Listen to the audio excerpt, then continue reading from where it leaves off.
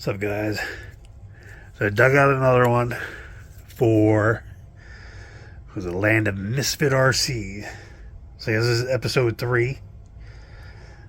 So this started out as, I have no idea how much I paid for it, probably 50, 60 bucks. Just kind of a beat stealth CE, right? Bushing car, gold shocks, all that. I don't really think I had a plan for what I wanted to do with it right away. It just ended up being one of those things. I'm going to make whatever out of it. So for this one, I decided to go with Cliff Lett, Roar from his. He won the Roar Nats in 1990. So that's what this car is supposed to be representing. So I got it back in 2013, so we're 12 years in on this one, and this is where it sits. And I'll get back to why it's sitting there, because I made a comment on one of my, I think the initial video from the Masami Stealth kit. So I'll get to that eventually. So I said it was pretty beat. The plastics weren't all that nice, so I kind of figured it was not going to be like a shelf queen. I thought, well, I'll build it up. I'll race it at the Vintage Nats or something. So I stripped it all down, cleaned all the parts and stuff up. I'm pretty sure I put everything in a peroxide to whiten it. Yeah. And so, like I said, I was just going to use it as a Vintage Nats car, not get super crazy with it. And then, so I did the alterations on the chassis parts to cut the sides down, modified the nose plate, motor plate, rounded the back of the tub there. You cut the little excess off the bottom there of the motor plate there, so you don't see it sticking through the vents like you normally do. So yeah, then I did all that, and then I cleaned up the bottom.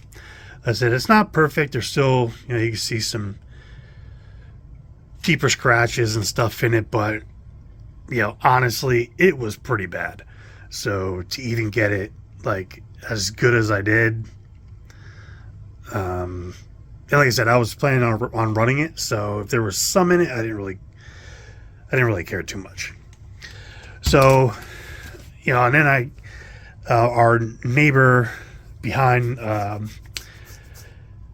my parents' house, he had a machine shop. He actually built hand-built antique guns and stuff for like Civil War reenactments, and he made I wish I could remember what movie it was for, but he actually made a couple prop guns for a movie. I can't remember. I wish I could remember which one it was. But yeah, he made some of the prop guns, like period correct prop guns. So I gave him a tub so he can mill the slots in it. Yeah, so then after that I just started putting it together. Dyed the rear arms, the stealth case, like Cliff had it. The Roar 90, or the 90 Roar Nats, was the first race for the production stealth trans. I don't know if they were all black for that. I have no idea. I just know that Cliff's was. Get a carbon trans brace, but it's kind of similar to like the production one, but it doesn't have the V in the front of it. So my buddy Joe made those for me, or that for me, and he also took a standard body mount and turned it down like Cliff's looked to be. What else? The other thing Cliff did was kind of like angle cut these the ribs in the arm. Now, I don't know if he was, whatever, losing a little bit of weight. It's not much, but and chopped off the whole side of the bulkhead. Now, I'm not sure what universals he used. I know Yokomo had chrome ones, but I don't know if they were making them at that time. I know you could get them for I know you could get them for the B2, and I'm pretty sure they had them for the RC10, but I don't think it was back in 1990. And they didn't look to be like Trinities or anything like that, so I just took a pair of universals that I had and just had them chrome plated.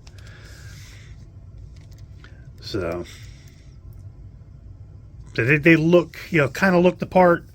Like I said, I wasn't trying to be exact with it, but and the same guy that did my anno did the universal, so it wasn't a big deal. I sent them all at once, and that was the end of it. Lunsford turnbuckles.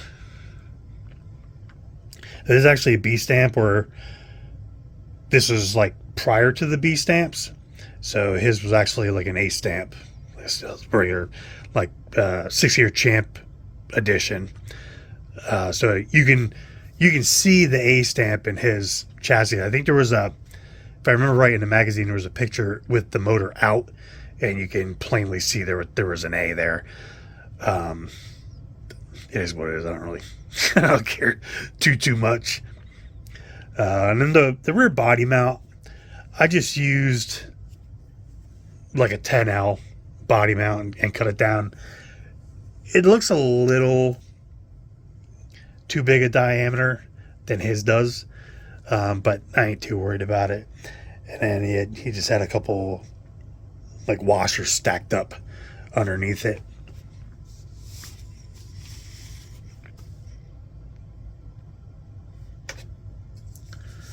And the rear tower, let's go this way. So the two holes in the rear tower were for the antenna tube to be zip tied there. And maybe one day this thing will have radio stuff in it. I don't know. But yeah, I was getting to the point where, like I was saying, that the plastics are pretty rough. And, they're not, I don't remember. I don't think these are the plastics that actually came on the car. I think the cars sit around here so long, is like you get nicer stuff. And I think I swapped the rough ones with these just because the arms were kind of like the worst part about it. Like right now, it's decent. It's fairly presentable. But yeah, they were pretty rashed up. So I kind of remember getting a pair on another car, or however I got them. Those are pretty nice, and color wise they kind of matched the catcher blocks and the arm mounts, so I just threw them on. And on the inside, there, he actually used Yokomo, like the white RC10 rod ends. I have 3 of them that are white, and all 3 of them are broken. So I just threw some RC10 shock rod ends on there for now. But eventually I'll find a decent pair of them and throw them on there.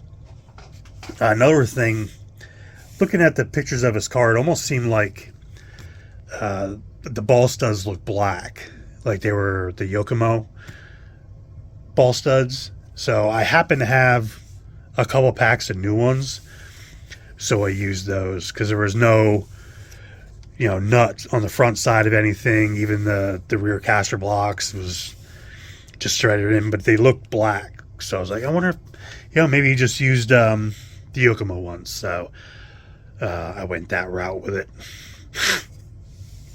So my freaking sinuses are horrible today. And stock steering bell crank. He had the insides cut off, or the excess cut off. If you can see in the back of this one, see that angle cut there on the bell crank? It's so you get full throw. Because typically, if you don't cut that off, it hits the tub and your left turns are limited. You can see it was I didn't care really too much. Like I kind of cared what it looked like, but it kind of is what it is. But you can see like how the marks from the servo mounts are, and the marks from when the nose plate was still squared off in the back before I cut it. And the guy that lived behind my parents, I don't know if it's because I sanded on this a lot, too, because they were pretty bad scratches. I don't know if I can catch it in the light right. This side, see how it's like he was just about ready to push through when he was doing the milling. I was like, you could actually see the lines on both sides. More in the back, like the front was kind of all right, but it was almost like it wasn't clamped down quite right, or I was just really hogging on it there. But you can kind of see it top and bottom. So it almost went through, and you could kind of see how deep it was there compared to the other side. Like the other side isn't that bad. Oops, that's like a little bit worse, or a little bit deeper.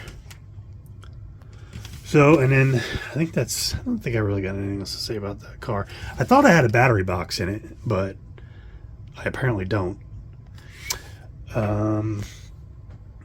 Wheels and tires. A brand new pair of low C HT ribs. Used TQ wheels that are pretty nice actually. Some brand new X patterns. As it's kind of almost a shame to kind of put like brand new stuff on this car, but sometimes finding decent used stuff isn't easy, especially tires.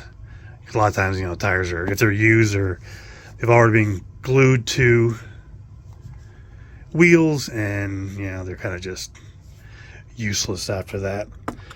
So getting back to what I was saying earlier, so it's really hard to do replicas of RC10s and even Yokomos from like 88, 89, and 90 because of them trying out the hard anodize. So when like the 89 stealth car, the caps matched the stock shock bodies, and I thought I had found a guy or a place that would do hard ano in small batches, and I honestly don't really remember what happened, but it just never happened. He never got back to me or something or whatever, but now I kind of think the place is out of business, and I really haven't looked very hard for any other place to do it. I kind of looked into getting Cerakote and just doing it myself, because I can spray that without a problem, and find something that somewhat resembles that hard ano. And even like the stuff from back then, it looks totally different than the stuff that's on like the these re-release cars, like the Team Shocks, and even the shocks and the caps that come on the 89 Masson car. They just look different. They have a different look to them.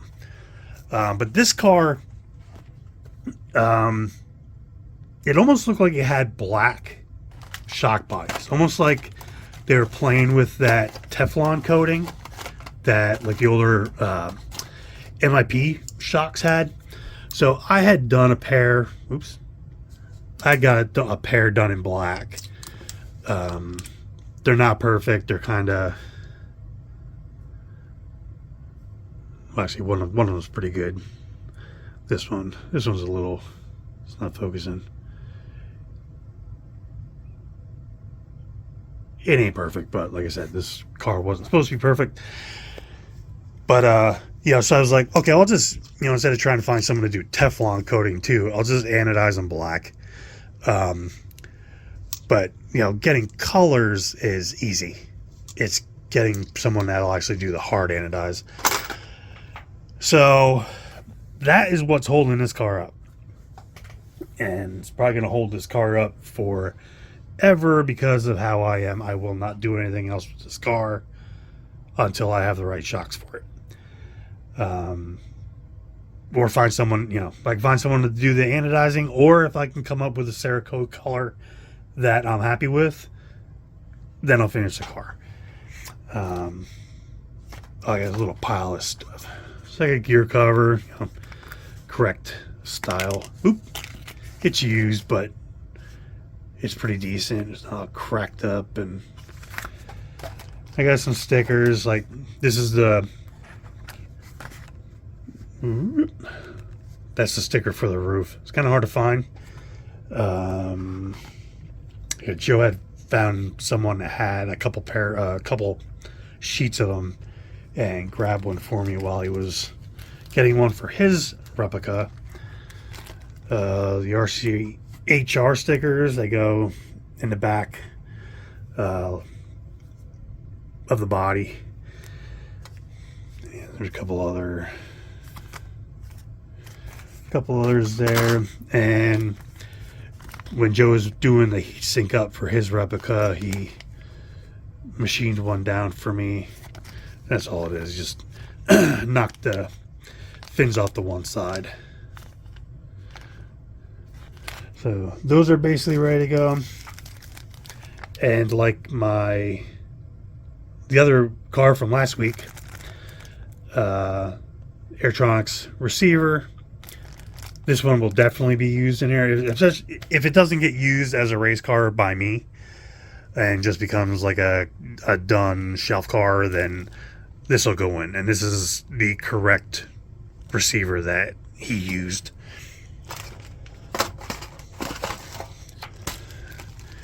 And here's some of the antenna mount, all the shock parts. And must have been like these. I think these were like the original caster blocks and the original steering knuckles and stuff that were in the car when I got it, and I found better stuff to use.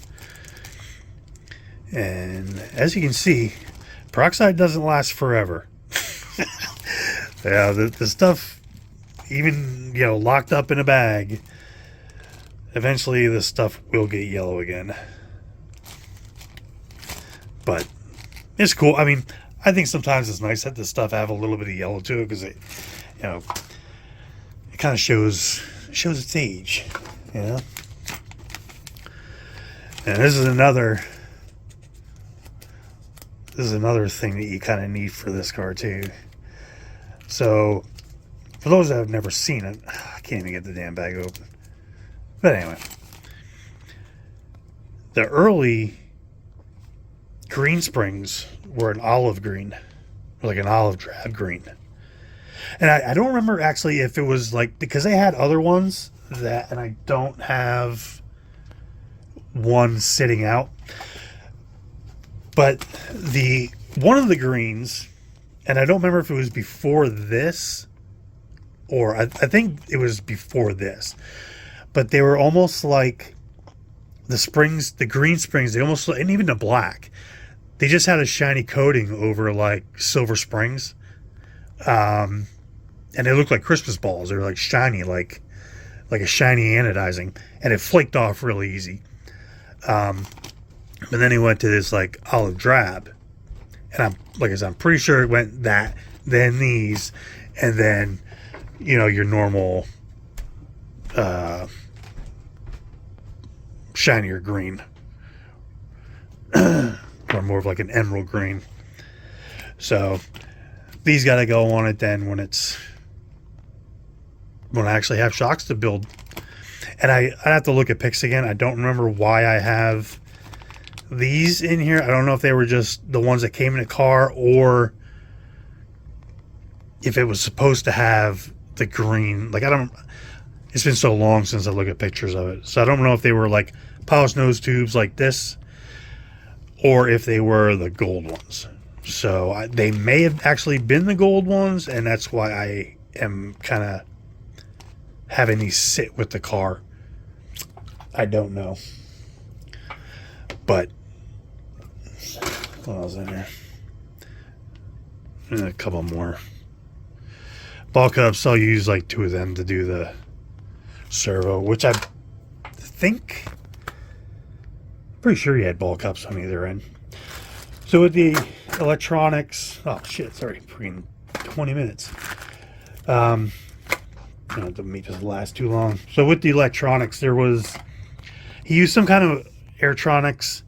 I don't remember if it was actually a production servo. I kind of think it was like a prototype servo, and I don't even remember what letter. It was like a letter. It was like a RZ or a WZ or something like that. And I don't remember which it was. All I know is when you hunt for it, it's impossible to find.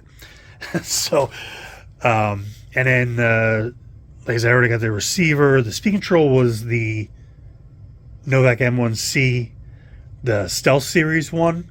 So it'd be like the same, like if you're looking for speed control for like a 91 Stealth car, something like that. That would be the one to have, the one that has Stealth Series, because the wires come out in a different place than the later ones. And I have a battery, kind of like that other one. I just didn't bring them over here, but I have a couple nice condition SCE 1700, the yellow cell, a couple packs to tear down and reassemble them as side by side. Actually, you know what? I think gotta look at pictures again, but I think his batteries were actually in line. They're like 3 and 3, not 1, 2, 3, 4, 5, 6. So I'm gonna have to look at that again. I don't honestly remember. But either way, I have them. If I don't gotta break them up, that'll be really nice, because I think all I gotta do is throw some Reedy labels on it and glue them together, and I'm golden. So, but I think that's about it. I'm just freaking dragging on with this one. So yeah.